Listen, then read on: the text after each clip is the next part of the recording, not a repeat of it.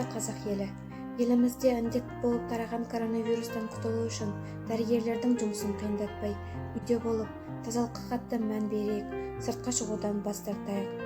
Күнделікті өмірде маска тағуға дағдыланайық, аурудан сақтанайық.